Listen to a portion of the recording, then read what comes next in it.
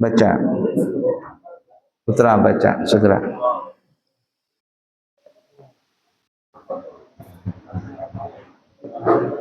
La ilaha illallah. Baca. Bismillahirrahmanirrahim. Rasulullah sallallahu alaihi wasallam meninggalkan para sahabat merupakan kaum ulama dan cerdik rakyat. Mereka disanani tugas untuk mengganti beliau memimpin negara dan rakyat, menunjukkan agama dan menghukum segala sesuatu yang ada. Pengetahuan mereka dan turunan tidak ada. Sebagian mereka merupakan alim mutakhasis dalam satu ilmu.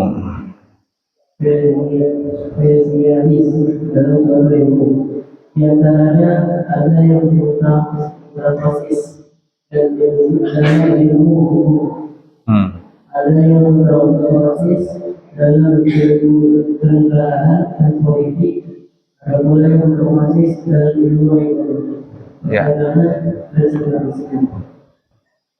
Jadi ketika meninggal Nabi itu diganti oleh sahabat dari segi keilmuan. Nah, sahabat ini ada yang bisa menguasai semuanya. Seperti Sayyidina Ali itu banyak menguasai ilmu. Nabi kan menyebutkan dalam hadis beliau, ana madinatul ilm wa aliyun babuha faman aradal madinah falyatiha bibabiha.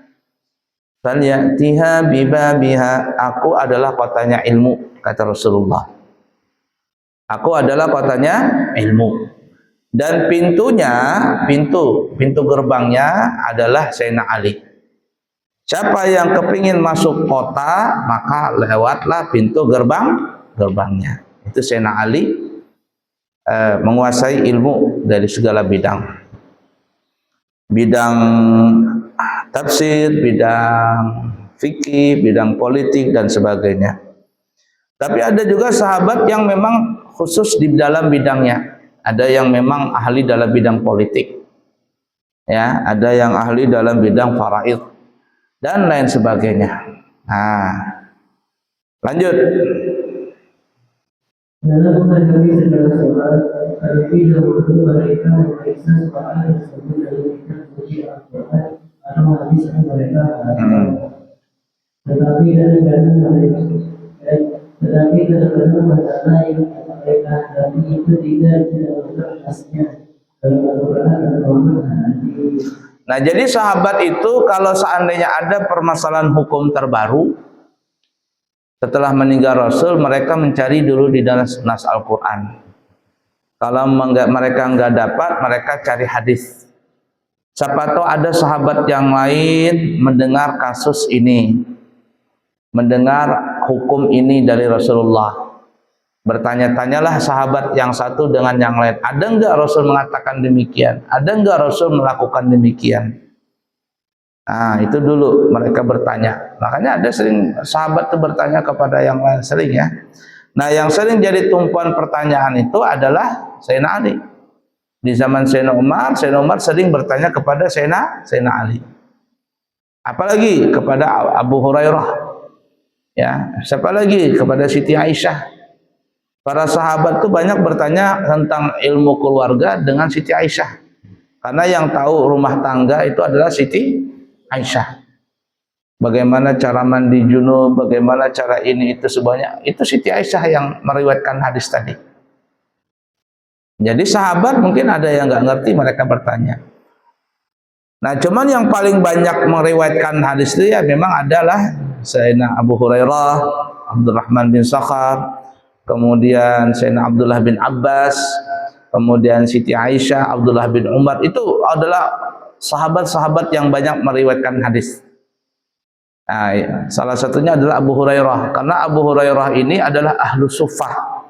Ahlu suffah itu adalah orang yang suka tinggal di masjid. Suffah. Ada yang mengatakan suffah itu karena mereka berpakaian wol. Ya, ada yang katakan karena mereka itu adalah hatinya suci. Nah, Ahlus Suffah ini ada yang mengatakan 40 orang, ada yang mengatakan 80 orang, ada yang mengatakan 100, macam-macam lah. Cuman kata ulama, sebenarnya tidak ada yang tahu pasti berapa jumlah Ahlus Suffah. Terkadang bertambah, terkadang berkurang. Cuman biasanya antara 40, 80 atau lebih, ya bisa bertambah, bisa berkurang Ahlus Suffah itu. Mereka tinggal di masjid. Jadi Nabi tinggal di rumah beliau. Nah, seperti Abu ya, sini umpama. Jadi Ahlus Suffah itu ada tempatnya di situ tuh. Sampai sekarang masih ada. Kalau kita masuk ke dalam raudhah, melewati raudhah, di situ ada Ahlus Suffah. Ini tempat Ahlus Suffah. Mungkin ukurannya itu 3x6 atau berapa ya? Mungkin ya 3x6 atau 4x6 ruangan itu. Sekarang nggak ada tempat, maksudnya nggak ada dinding, cuma dikasih kayak pagar begitu. Ya, kayak gazebo, pagar, tapi ada batap. Nah, itu tempat Ahlus Suffah duduk. Di masjid aja kerjaannya. Kemana Rasulullah berjalan, mereka ikut. Ya, selama itu bukan urusan keluarga. Jadi kalau urusan yang bukan keluarga, mereka ikut Nabi. Berperangkah? Nabi berjalankah? Selalu ikut dengan Nabi. Kalau Nabi membawai, mereka ikut. Selalu ikut dengan Nabi. Kecuali urusan pribadi atau urusan keluarga, mereka Ahlus Suffah nggak ikut. Karena itu kan privasi Nabi. Ya, privasi Nabi Muhammad sallallahu alaihi wasallam. Itu Ahlus Suffah. Nah, kepalanya itu siapa ya? Abu Hurairah. Pemimpinnya itu. Nah, karena mereka itu suka tinggal di masjid, mereka tidak bekerja. Mereka tidak bekerja. Ya, khidmah saja dengan Nabi. Selalu bersama Nabi. Lalu mereka dapat di mana makan? Ya, kalau ada yang ngasih, alhamdulillah. Ada yang ngasih, alhamdulillah. Kalau nggak ada yang ngasih, puasa mereka. Kalau Nabi ada rezeki, Nabi kasih, bagi-bagi. Nah, itu mereka tuh, sabar mereka. Mereka sabar bersama Nabi. Lebih senang dengan Nabi daripada dengan yang lain. Nah, sahabat, sebagian sahabat nggak bisa seperti itu. Karena sahabat yang lain itu ada punya keluarga, ada punya toko, ada punya usaha. Mereka kerja di pasar. Yang punya kebun kerja di kebun, yang punya ternak mereka kerja di ternak. Tapi yang mereka di pasar, yang mereka di kebun, yang mereka di peternakan mereka, yang mereka tidak ikut hadir dalam majelis Rasulullah. Kalau Nabi umpama ada majelis, ada memberikan nasihat, yang di pasar di mana-mana nggak ikut hadir. Tapi nanti setelah Rasul selesai, mereka ini kembali dari pasar masuk ke masjid. Mereka akan bertanya kepada sahabat, terutama Ahlus Suffah ini, hari ini apa yang diajarkan oleh Nabi? Adakah firman baru? Adakah wahyu baru? Adakah perintah atau larangan yang baru? Mereka tuh mencari tahu dengan sahabat yang tadi ikut dengan Nabi, terutama Ahlus Suffah. Gak mungkin bang yang ke pasar, ke kebun atau ke peternakan lalu mengetuk pintu Nabi, tok tok tok ya Rasulullah, hari ini apalagi firman perintah Allah yang datang. Ini udah tahu adab ini orang kalau rumah Nabi diketok terus. Ya, nggak punya adab itu. Rasul mau istirahat, kalau mau tahu ilmunya tak tanya sama yang tadi ikut. Nah, yang tidak ikut ini tahu diri. Maka mereka pun memberikan makanan kepada sahabat-sahabat Ahlus Suffah tadi, ngasih makan. Itu namanya berbagi tugas. Berbagi tugas. Yang kerja silakan kerja. Yang belajar silakan belajar. Nanti yang nggak sempat belajar karena kerja ikut nanti belajar kembali dengan yang tadi belajar. Gantiannya dikasih makan, kasih upah. Sayyidina Rasulullah tidak minta. Abu Hurairah dengan Ahlus Suffah nggak minta. Pantang bagi mereka minta itu pantang. Dikasih nggak nolak, minta nggak mau. Jadi mereka itu bukan mental tangan di bawah, enggak. Mereka itu bukan mental peminta-minta, enggak. Kalau dikasih, jar orang Banjar pamali menolak karena rezeki nggak boleh ditolak. Tapi kalau minta nggak mau. Pernah Abu Hurairah, ini sering Abu ceritakan kalau Abu ceramah di mana-mana. Pernah Abu Hurairah itu lapar banget. Saking laparnya lalu beliau mengganjal batu, di perutnya diganjal, baru diikat pakai tali begitu. Zaman dulu kan nggak ada ikat pinggang. Belum ada namanya pendeng. Apa? Jasper apa kata kamu? Jasper. Ikat pinggang tuh lah, sabuk. Belum ada dulu mungkin. Jadi supaya nggak masuk angin, diganjal pakai batu perut tadi. Ada batu kerikil begitu. Nah, ganjal diikat di perut. Lapar Abu Hurairah ini. Lapar. Duduk di pinggir jalan ya, artinya siapa tahu ada yang ngasih makan ini, ngajakin makan. Lewat Sayyidina Abu Bakar.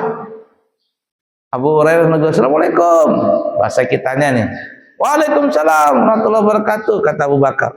Apa kabar hari ini?" Kata Abu Hurairah, "Baik-baik aja wahai Abu Bakar. Engkau bagaimana?" "Baik juga, alhamdulillah." Abu Bakar nggak paham. Kan cuman basa-basi aja nih. Siapa tahu kan Abu Hurairah, kata Abu Bakar, "Ya Abu Hurairah, sudahkah sarapan hari ini?" Belum. Ayo kalau ikut. Tapi Abu Bakar nggak paham. Abu Bakar nggak paham. Cuman basa-basi, kata orang Yaman tuh, kata orang Hadramaut, ya khannu, tahu ya khannu, basa-basi. Lewat Sayyidina Abu Bakar. Aduh, kata Abu Hurairah, nggak paham nih. Nggak paham. Lewat lagi Sayyidina Umar. Sayyidina Umar lewat. "Assalamualaikum." "Waalaikumsalam warahmatullahi wabarakatuh." Kata siapa namanya? Sayyidina Umar. "Apa kabar engkau wahai Umar?" Kata Abu Hurairah, "Alhamdulillah baik." "Engkau bagaimana Abu Hurairah?" "Baik, alhamdulillah, baik." Sudah itu lewat, sudah Sayyidina Umar nggak paham juga nih Sayyidina Umar. Nggak paham. Nunggu lagi Abu Hurairah, siapa tahu ada yang ngajakin makan. Nah, itu yang Abu Yair tadi bilang, mereka itu pantang meminta, kalau dikasih pantang menolak. Ya, kalau dikasih terima, tapi kalau seandainya minta nolak, nggak mau. Nggak mau, malu mereka minta itu malu. Nggak lama lewat Rasulullah sallallahu alaihi wasallam. "Assalamualaikum ya Rasulullah." "Waalaikumsalam warahmatullahi wabarakatuh," kata Rasulullah. Belum lagi Sayyidina Abu Hurairah bertanya atau basa-basi, Rasul langsung membuka baju beliau. Zaman dulu kan kayak jubah begitu, buka begitu, ternyata apa? Nabi punya perut ada 2 biji batu mengganjal. Ada 2 biji batu mengganjal di perut Nabi. Abu Hurairah tadi berapa batunya? 1. Rasulullah berapa, Rakim? 2. Kira-kira laparan siapa? Abu Hurairah kata Rasulullah? Rasulullah. Kamu di sini makan berapa kali? 3 kali, terkadang 4 kali. Sore makan, nanti undangan makan, datang makan lagi. Berapa kali? 4-5 kali makan sehari. Abu ya makan sehari berapa? Terkadang sekali, terkadang 2 kali. Nah, Abu ya makan. Terkadang sekali atau 2 kali paling banyak. Jarang 3 kali Abu ya makan, itu jarang. Kemarin tuh sekali aja makan, ya. 2 kali. Nah, ini baru sekali nih. Nggak tahu nanti malam makan apa enggak tahu Bu ya. Rasulullah lapar. Artinya Rasul lebih lapar daripada Abu Hurairah. Ngelihat itu Abu Hurairah malu. Ngelihat 2 biji batu di perutnya Nabi, Abu Hurairah malu. Malu. Nggak jadi ngelanjutin. Tapi Rasul paham. Rasul kan kasyaf, mengetahui apa yang tidak diketahui oleh orang lain. Ngelihat Rasulullah tahu, Abu Hurairah, ayo ikut sama aku. Ikutlah Abu Hurairah. Ikut di belakang Nabi jalan. Masuk ke rumah. Nah, lalu Rasul bertanya kepada Siti Aisyah, "Wahai Aisyah, apakah ada makanan hari ini? Ada enggak makanan?" Kata Siti Aisyah, "Tidak ada ya Rasulullah. Hari ini nggak ada makanan." Karena memang Siti Aisyah itu tidak pandai masak. Ya, Rasulullah tidak pandai, Siti Aisyah itu tidak pandai masak. Karena Siti Aisyah itu dalam riwayat kan dinikahi sama Rasul umur berapa? Umur 7 tahun. Dikumpuli oleh Nabi umur berapa? 9 tahun.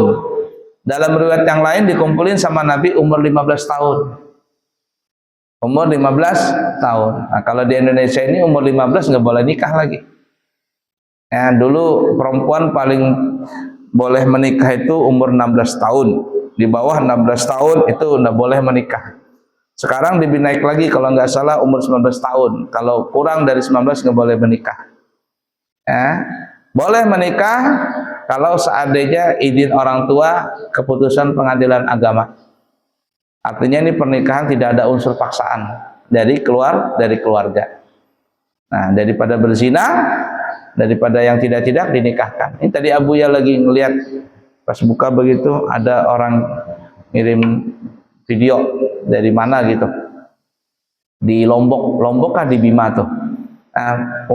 Anak kecil masih umur 15 tahun, perempuan nikah dengan laki-laki.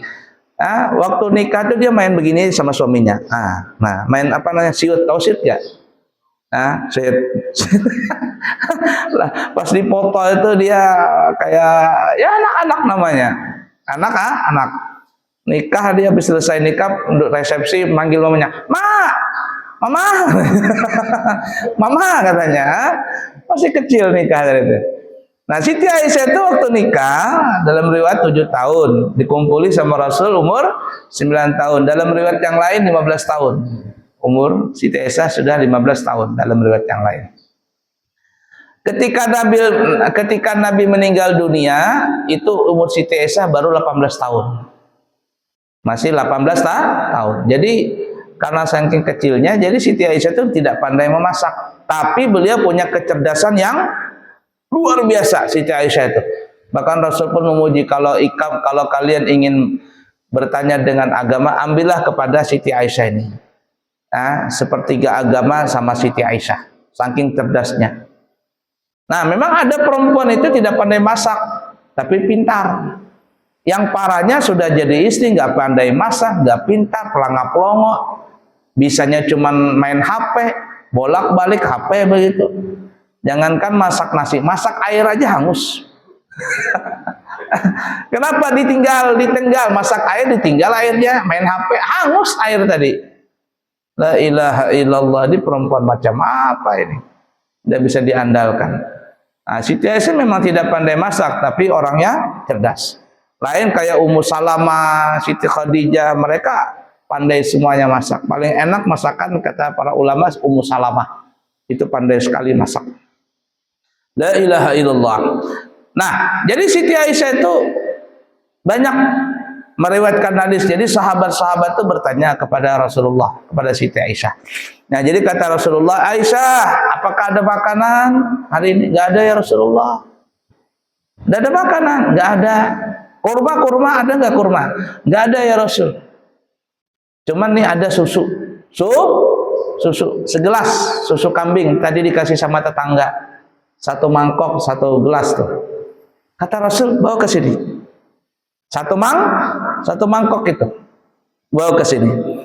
Dalam hati Abu Hurairah kalau kita dramatisir, alhamdulillah, roti enggak ada, susu pun jadi.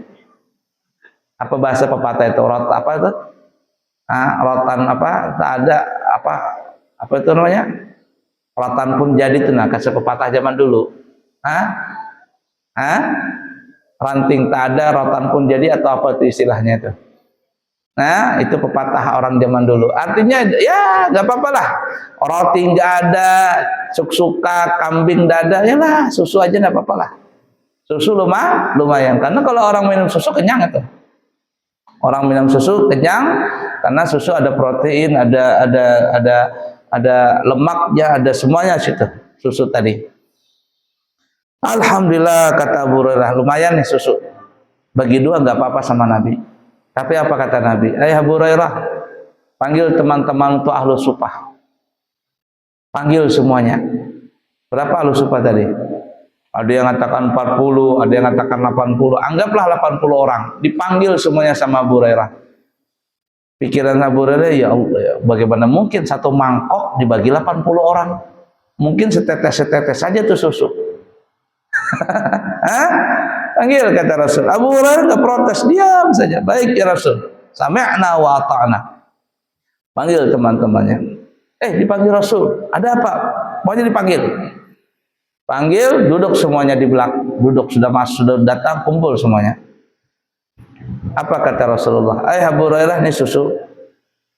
Kasih minum temanmu yang pertama sampai kenyang, kemudian didudukkan kedua, ketiga, keempat sampai habis. Abu Hurairah ini berpikir bahasa kitanya, kirain aku duluan, ternyata orang lain yang duluan.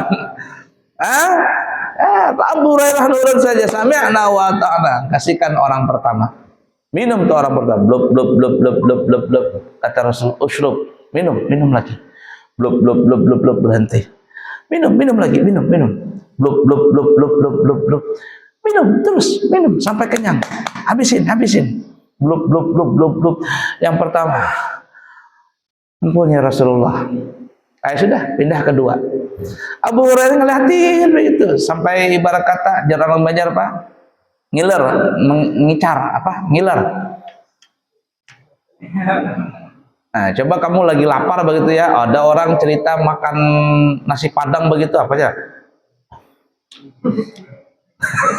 Ya, atau lagi lapar-laparnya lewat kamu di orang bakar sate itu. Nah, panas-panasnya puasa Abdul Hakim, ada orang jual es campur begitu. Nah, Abu Hurairah itu gitu. Begitu. La ilaha illallah.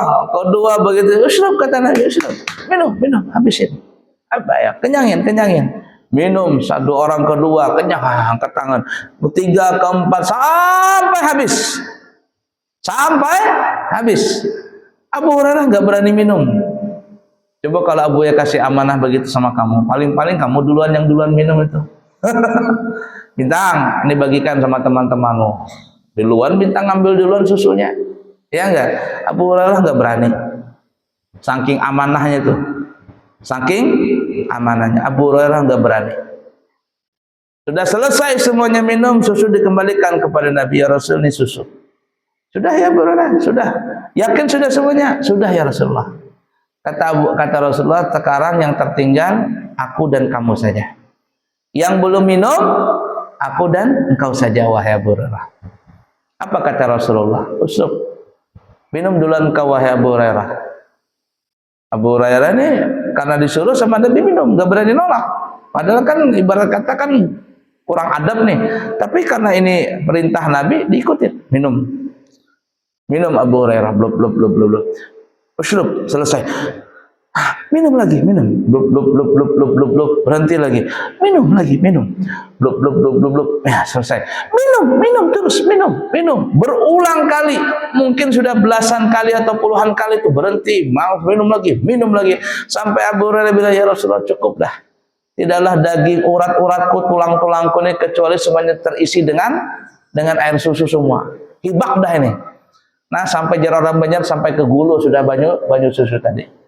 Urat tulang, urat nadi, daging hibak lawan banyak susu. Sudah cukup ya Rasulullah.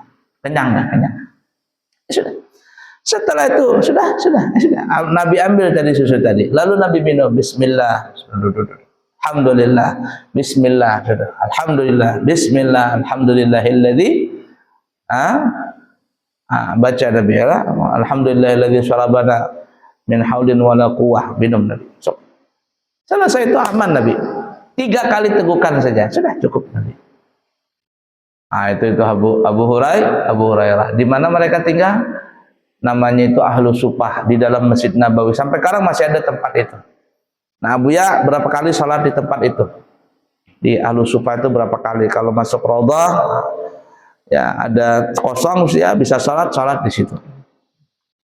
Nah, jadi sahabat yang lain tadi seperti yang kerja di pasar ya. Kerja di mana itu? Mereka kerja di pasar, nggak sempat belajar, maka mereka belajar dengan sahabat yang tadi belajar. Tapi yang ke pasar tadi tahu diri, mereka kasih makanan, kasih kurma, kasih apa begitu.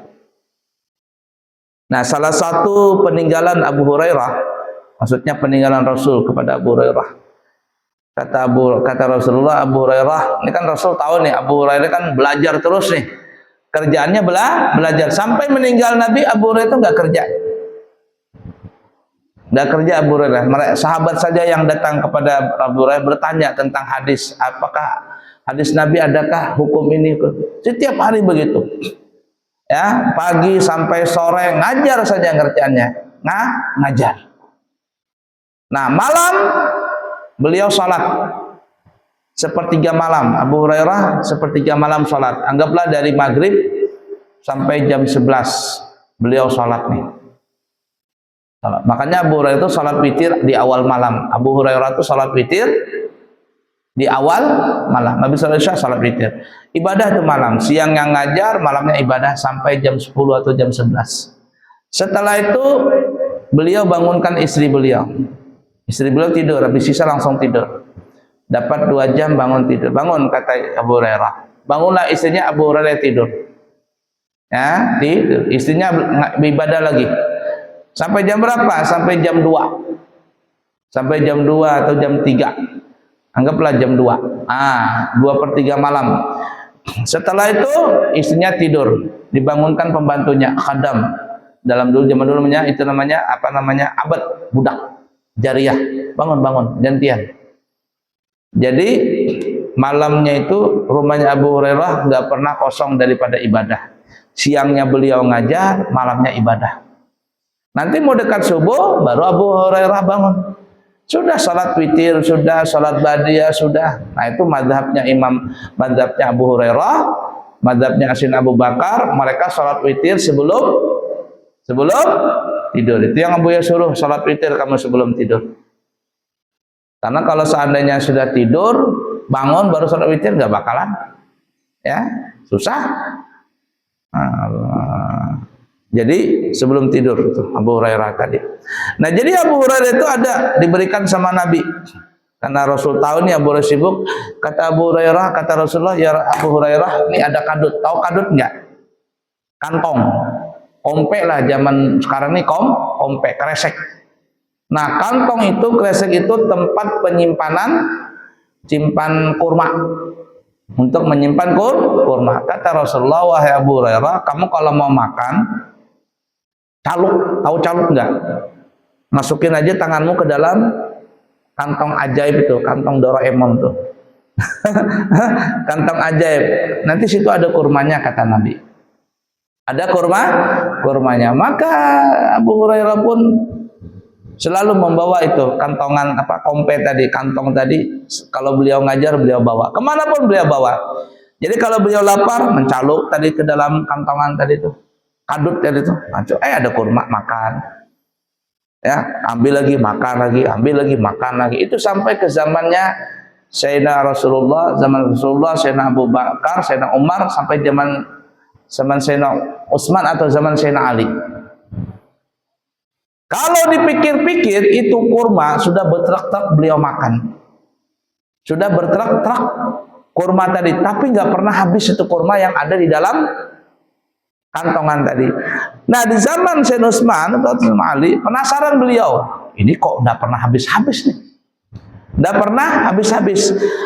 Beliau penasaran. Nah, itu penasarannya itu jadi akhirnya rugi. Nah, ini kadut umpama. Dibuka, dibalik begini sama Abu Hurairah.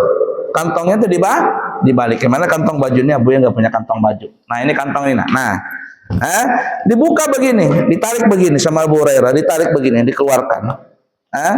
Dikeluarkan, kainnya dikeluarkan. Nah, dibalik begitu.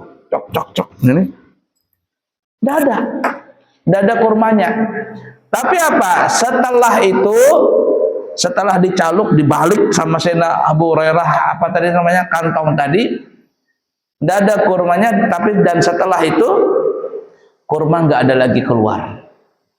Aku menyesal, kata Abu Hurairah, menyesal. Kenapa aku caluk itu? Kenapa aku bongkar itu? Jakanya nggak aku bongkar, sampai kapanpun nggak pernah habis itu kurma. Nah, itu mujizat Nabi. Sama juga karamat, kadang ulama begitu. Kalau dibilang sama gurunya, "Sik, kerjain, jangan usil."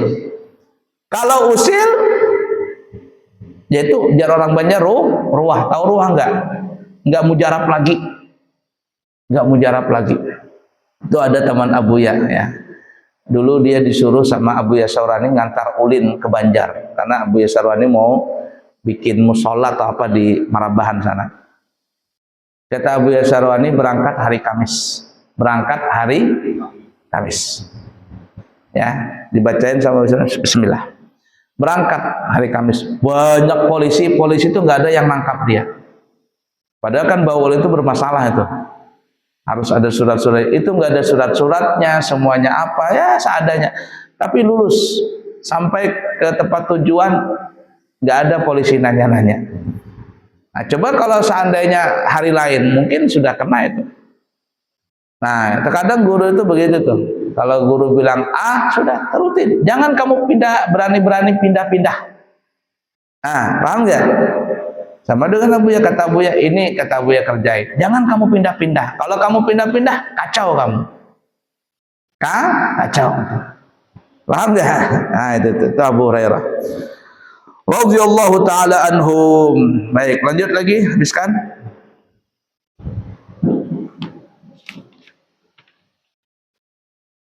Ketika itu mereka saling bertanya, yang lain mengetahui hadisnya, sedangkan yang menghadapi peristiwa itu sendiri tidak mengetahuinya. Nah, itu yang boleh terangkan tadi, ya. Lanjut. Apabila dalam mereka ada yang mengetahui hadis mengenai peristiwa itu, mereka tetapkan hukum peristiwa itu menurut hadis tersebut. Akan tetapi kadang-kadang tidak dijumpai nas yang jelas. Dalam hal seperti ini, mereka berijtihad untuk beberapa hukum yang memperhati dan meneliti ayat-ayat dan hadis yang berhubung, serta mempertimbangkan dan menyesuaikan dengan peristiwa yang terjadi, dikiaskan dengan hukum yang sudah ada yang berkaitan dalam peristiwa yang baru terjadi. Nah, jadi kalau tidak ada nasnya dalam Al-Quran, di dalam hadis juga sahabat tidak menemukan, mereka beristihad. Mereka beristihad. Salah satunya di zaman Sayyidina Umar. Zaman Sayyidina Umar. Jadi waktu itu siapa yang jadi gubernurnya di Abdurrahman bin As atau siapa yang jadi gubernur di Mesir waktu itu. Jadi adat di Mesir waktu itu, adat di Mesir itu harus apa bahasa kitanya? Tumbal, tahu tumbal? Tumbal ke sungai apa namanya? Sungai Nil. Nah, kalau zaman Bahar itu, zaman Firaun harus tumbal seorang anak gadis. Seorang anak gadis. Zaman dulu nih. Zaman-zaman Firaun, kalau enggak sungai Nil itu meluap, membuat banjir semua. Mengamuk, hantunya mengamuk. Jadi waktu itu gimana ini kalau kita nggak ngelakuin ini, nanti jinnya ngamuk nih. Jinnya ngamuk. Akhirnya disampaikan ke Sayyidina Umar. Gimana Sayyidina Umar ini? Kamu zaman dulu kan anak gadis tuh, anak gadis perawan. Nah, setelah Islam masuk ke Mesir, nah sudah gimana ini adat ini? Kalau udah ngamuk nanti. Kata Sayyidina Umar, sudah gini aja. Dituliskan sama Sayyidina Umar apa boneka perempuan. Boneka-bonekaan. Kata Sayyidina Umar, tulis nama aku di situ. Lemparkan itu boneka ke sungai. Bilangin, Sayyidina Umar yang nyuruh. Sayyidina Umar. Ini Umar yang merintahkan ini. Jadi tulis boneka, bilang, sungai Nil. Ini Sayyidina Umar nyuruh kamu jangan banjir-banjir lagi. Dilemparkan anak boneka-bonekaan situ. Padahal kan udah ada hadisnya itu. Hadisnya ada, Qurannya ada, enggak. Cuma istihad Sayyidina Umar, buang boneka anak perempuan itu. Boneka bukan anak perempuan lagi. Jadi jin sungai Nil itu dibodohin sama siapa namanya? Sama Sayyidina Umar. Dibotain. Tuh. Dimarahin lagi, kamu jangan macam-macam. Kalau banjir, awas kamu. Banjir, awas kamu. Nah, setelah itu kejadian itu, dari saat itu nggak ada lagi banjir. Sungai ini nggak lagi bikin banjir. Dimarahin Sayyidina Umar. Makanya kata ulama, kalau ada rumah berhantu kamarmu ada kamar berhantu nggak? Ada yang bantu, mana itu? Tulis Umar Al-Faruq. Umar Al-Faruq, gede-gede tulisannya. Umar Al-Faruq, tempel begitu. Dia takut sama Umar Al-Faruq. Kan kata Nabi, kalau ada setan lewat di gang, ada Sayyidina Umar, lari dia. Lari. Itu takut dia sama Sayyidina Umar. Pernah Sayyidina Umar setelah jadi khalifah, kan Sayyidina Umar jadi khalifah itu kurang lebih 10 tahun. Jadi khalifah 10 tahun. Gempa bumi di kota Madinah. Sayyidina Umar pakai tongkat. Sudah tua. Nah, jalan. Gempa bumi di kota Madinah. Bergoyang Madinah. Ditumbuk kota itu, bumi Madinah sama tongkat. Apa kamu nih bumi bergoyang-goyang? Kenapa kamu goyang-goyang, hai bumi Madinah? Apakah aku ini kurang adil jadi khalifah? Lucut bumi tadi itu. Tahu lucut nggak? Takut lucut dia, langsung diam. Dimarahin sama Sayyidina Umar tuh bumi. Dimarahin bumi tadi, langsung diam.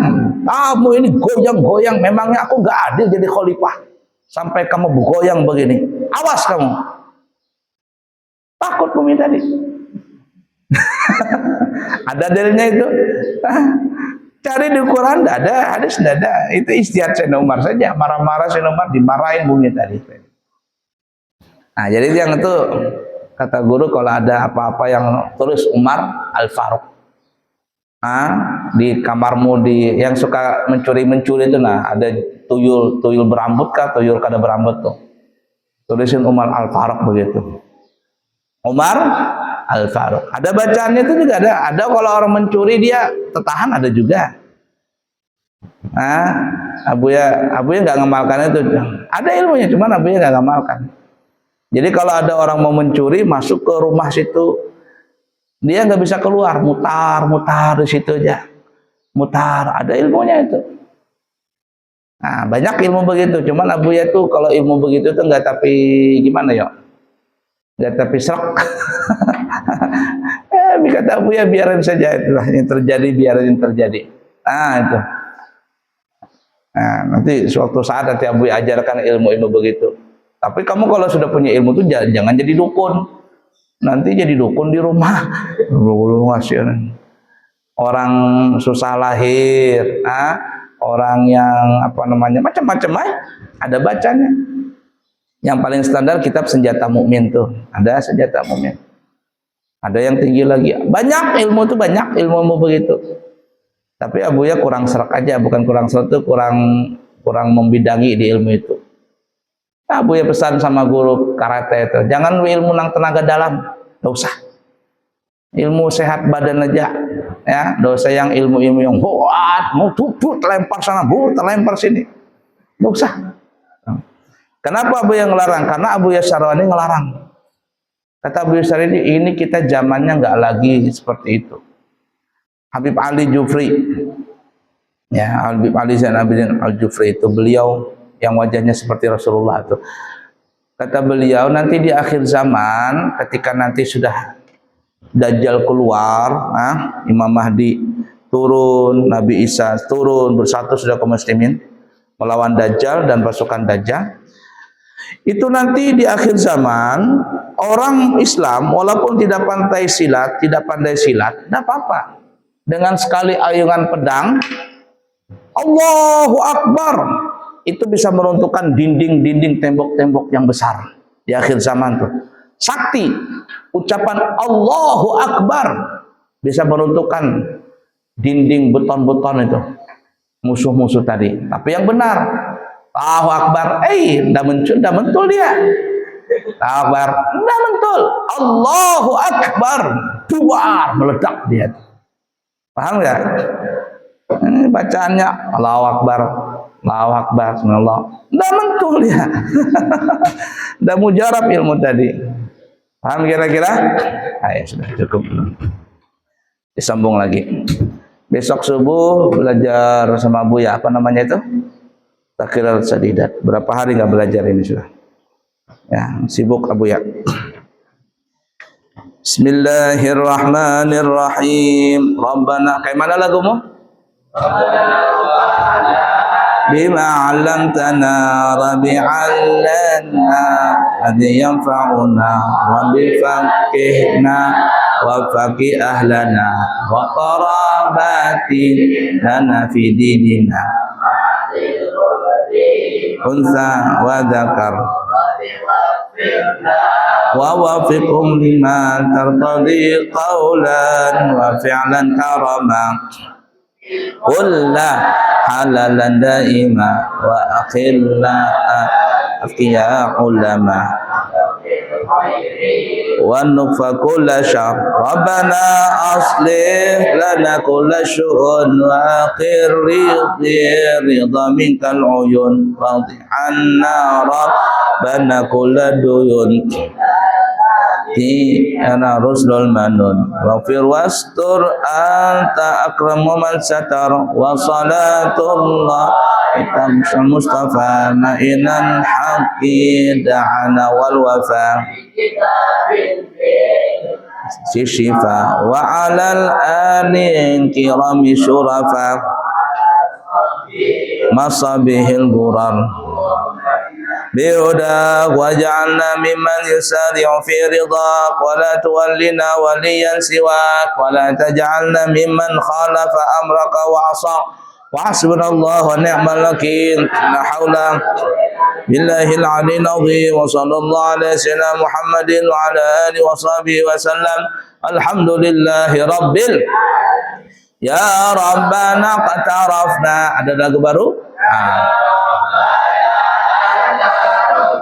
بأننا اقترفنا وأننا أسرفنا على لظى أشرفنا فتب علينا